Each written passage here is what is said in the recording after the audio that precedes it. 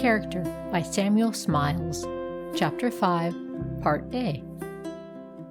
It is not but the tempest that doth show the seaman's cunning, but the field that tries the captain's courage, and we come to know best what men are in their worst jeopardies. Daniel.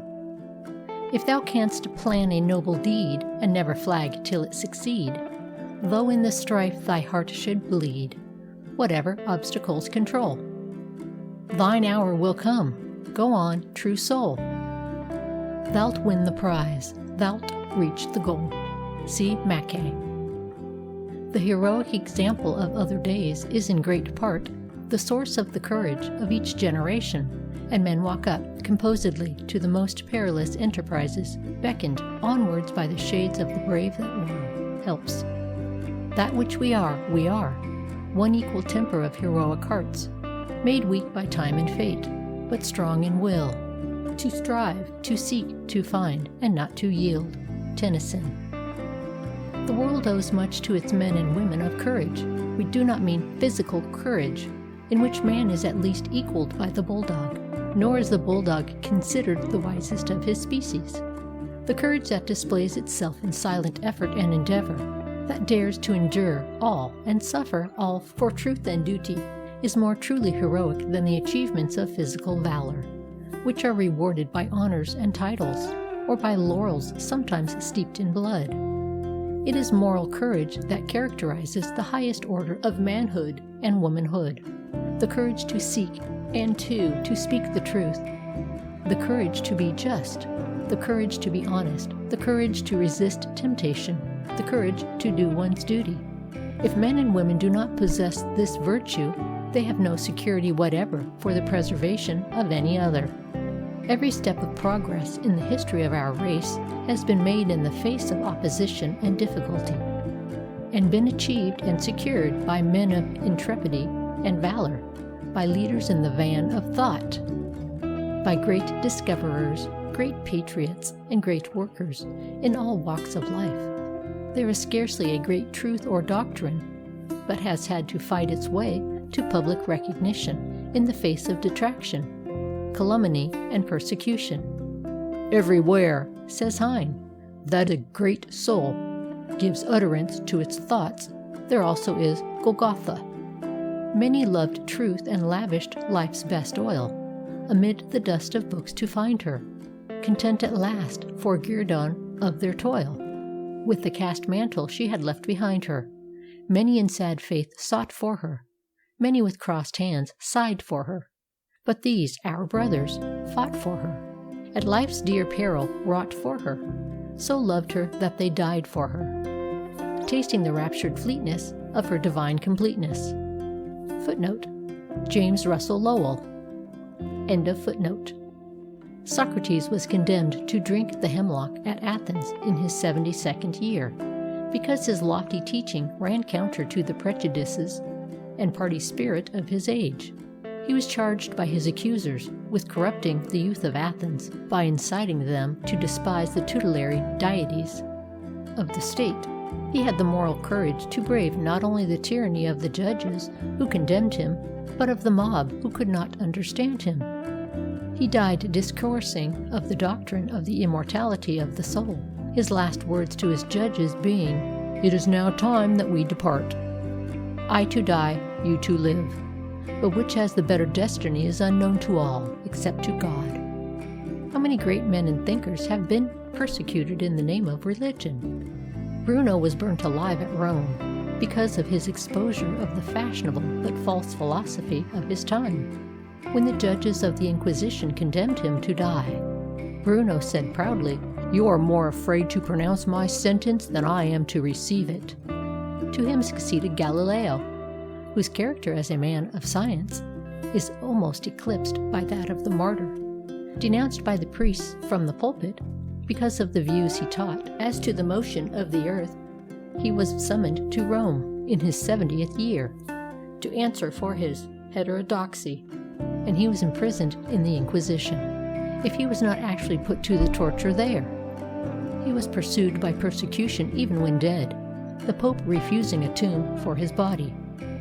Roger Bacon, the Franciscan monk, was persecuted on account of his studies in natural philosophy, and he was charged with dealing in magic because of his investigations in chemistry. His writings were condemned, and he was thrown into prison, where he lay for 10 years during the lives of 4 successive popes. It is even averred that he died in prison. Occam, the early English speculative philosopher, was excommunicated by the Pope and died in exile at Munich, where he was protected by the friendship of the then Emperor of Germany. The Inquisition branded Vesalius as a heretic for revealing man to man, as it had before branded Bruno and Galileo for revealing the heavens to man. Vesalius had the boldness to study the structure of the human body by actual dissection, a practice until then almost entirely forbidden. He laid the foundations of a science, but he paid for it with his life. Condemned by the Inquisition, his penalty was commuted, by the intercession of the Spanish king, into a pilgrimage to the Holy Land. And when on his way back, while still in the prime of his life, he died miserably at Zant of fever and want, a martyr to his love of science. When the Novum Organon appeared, a hue and cry was raised against it, because of its alleged tendency to produce dangerous revolutions, to subvert governments, and to overturn the authority of religion. Footnote. Yet Bacon himself had written, "I would rather believe all the faiths in the legend and the Talmud and the Alcoran than that this universal frame is without a mind." End of footnote. And one Dr. Henry Stube, whose name would otherwise have been forgotten, wrote a book against the new philosophy, denouncing the whole tribe of experimentalists as a Bacon-faced generation. Even the establishment of the Royal Society was opposed, on the ground that experimental philosophy is subversive of the Christian faith. While the followers of Copernicus were persecuted as infidels, Kepler was branded with the stigma of heresy, because, said he, "I take that side which seems to me to be consonant with the Word of God." Even the pure and simple-minded Newton, of whom Bishop Burnet said that he had had the whitest soul he ever knew, who was a very infant in the purity of his mind. Even Newton was accused of dethroning the deity by his sublime discovery of the law of gravitation, and a similar charge was made against Franklin for explaining the nature of the thunderbolt. Spinoza was excommunicated by the Jews to whom he belonged because of his views of philosophy, which were supposed to be adverse to religion, and his life was afterwards attempted by an assassin for the same reason. Spinoza remained courageous and self-reliant to the last, dying in obscurity and poverty. The philosophy of Descartes was denounced as leading to irreligion. The doctrines of Locke were said to be produced materialism, and in our own day, Dr. Buckland, Mr. Sedgwick, and other leading geologists have been accused of overturning revelation with regard to the constitution and history of the earth. Indeed, there has scarcely been a discovery in astronomy, in natural history, or in physical science that has not been attacked by the bigoted and narrow-minded as leading to infidelity. Other great discoverers, though they may not have been charged with irreligion, have had not less obloquy of a professional and public nature to encounter. When Dr. Harvey published his theory of the circulation of the blood, his practice fell off. Footnote. Aubrey, in his Natural History of Wiltshire, alluding to Harvey, says, "He told me himself that upon publishing that book, he fell in his practice extremely." End of footnote. And the medical profession stigmatized him as a fool. "The few good things I have been able to do," said John Hunter, "have been accomplished with the greatest difficulty, and encountered the greatest opposition." Sir Charles Bell, while employed in his important investigations as to the nervous system, which issued in one of the greatest of physiological discoveries, wrote to a friend, "If I were not so poor, and had not so many vexations to encounter, how happy I would be!" But he himself observed that his practice sensibly fell off after the publication of each successive stage of his discovery. Thus, nearly every enlargement of the domain of knowledge, which has made us better acquainted with the heavens, with the earth, and with ourselves, has been established by the energy, the devotion, the self-sacrifice, and the courage of the great spirits of past times, who, however much they have been opposed or reviled by their contemporaries, now rank amongst those whom the enlightened of the human race most delight to honor. Nor is the unjust intolerance displayed towards men of science in the past without its lesson for the present. It teaches us to be forbearant towards those who differ from us, provided they observe patiently, think honestly, and utter their convictions freely and truthfully. It was a remark of Plato that the world in God's epistle to mankind, and to read and study that epistle so as to elicit its true meaning, can have no other effect on a well-ordered mind than to lead to a deeper impression of his power, a clearer perception of his wisdom, and a more grateful sense of his goodness. While such has been the courage of martyrs of science, not less glorious has been the courage of the martyrs of faith, the passive endurance of the man or woman who, for conscience' sake, is found ready to suffer and endure in solitude, without so much as the encouragement of even a single sympathizing voice, is an exhibition of courage of a far higher kind than that displayed in the roar of battle, where even the weakest feels encouraged and inspired by the enthusiasm of sympathy and the power of numbers. Time would fail to tell of the deathless names of those who, through faith in principles, and in the face of difficulty, danger, and suffering, have wrought righteousness and waxed valiant in the moral warfare of the world, and been content to lay down their lives rather than prove false to their conscientious convictions of the truth.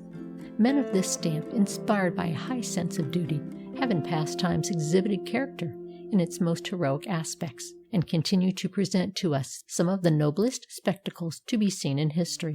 Even women, full of tenderness and gentleness, not less than men, have in this cause been found capable of exhibiting the most unflinching courage, such, for instance, as that of Anne Askew, who, when racked until her bones were dislocated, uttered no cry, moved no muscle, but looked her tormentors calmly in the face, and refused either to confess or to recant.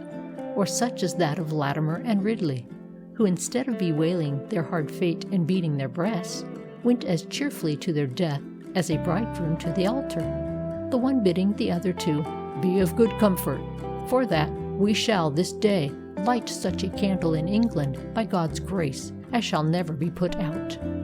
Or such, again, as that of Mary Dyer, the Quakeress, hanged by the Puritans of New England for preaching to the people, who ascended the scaffold with a willing step, and after calmly addressing those who stood about, resigned herself into the hands of her persecutors and died in peace and joy. Not less courageous was the behavior of the good Sir Thomas More, who marched willingly to the scaffold and died cheerfully there, rather than prove false to his conscience. When More had made his final decision to stand upon his principles, he felt as if he had won a victory, and said to his son-in-law Roper, "Son Roper, I thank our Lord, the field is won." The Duke of Norfolk told him of his danger, saying, "By the mass, Master More, it is perilous striving with princes. The anger of a prince brings death." "Is that all, my lord?" said More. "Then the difference between you and me is this, that I shall die today and you tomorrow." While it has been the lot of many great men in times of difficulty and danger to be cheered and supported by their wives, More had no such consolation. His helpmate did anything but console him during his imprisonment in the Tower. Footnote: Sir Thomas More's first wife, Jane Colt, was originally a young country girl, whom he himself instructed in letters and molded to his own tastes and manners. She died young, leaving a son and 3 daughters, of whom the noble Margaret Roper most resembled More himself. His second wife was Alice Middleton, a widow some 7 years older than More, not beautiful, for he characterized her as nec bella, nec puella, but a shrewd, worldly woman, not by any means disposed to sacrifice comfort and good cheer for considerations such as those which so powerfully influenced the mind of her husband. End of footnote. She could not conceive that there was any sufficient reason for his continuing to lie there, when by merely doing what the king required of him, he might at once enjoy his liberty, together with his fine house at Chelsea, his library, his orchard, his gallery, and the society of his wife and children. "I marvel," said she to him one day, "that you, who have been always hitherto taken for wise, should now so play the fool as to lie here in this close filthy prison, and be content to be shut up amongst mice and rats, when you might be abroad at your liberty if you would do as the bishops have done." But More saw his duty from a different point of view. It was not a mere matter of personal comfort with him, and the expostulations of his wife were of no avail. He gently put her aside, saying cheerfully, "Is not this house as nigh heaven as my own?" To which she contemptuously rejoined, "Tilly Valley, Tilly Valley." More's daughter, Margaret Roper, on the contrary, encouraged her father to stand firm in his principles, and dutifully consoled and cheered him during his long confinement. Deprived of pen and ink, he wrote his letters to her with a piece of coal, saying in one of them, "If I were to declare in writing how much pleasure your daughterly loving letters gave me, a peck of coals would not suffice to make the pens." More was a martyr to veracity. He would not swear a false oath, and he perished because he was sincere. When his head had been struck off, it was placed on London Bridge, in accordance with the barbarous practice of the times. Margaret Roper had the courage to ask for the head to be taken down and given to her, and carrying her affection for her father beyond the grave, she desired that it might be buried with her when she died. And long after, when Margaret Roper's tomb was opened, the precious relic was observed lying on the dust of what had been her bosom. End of section 16.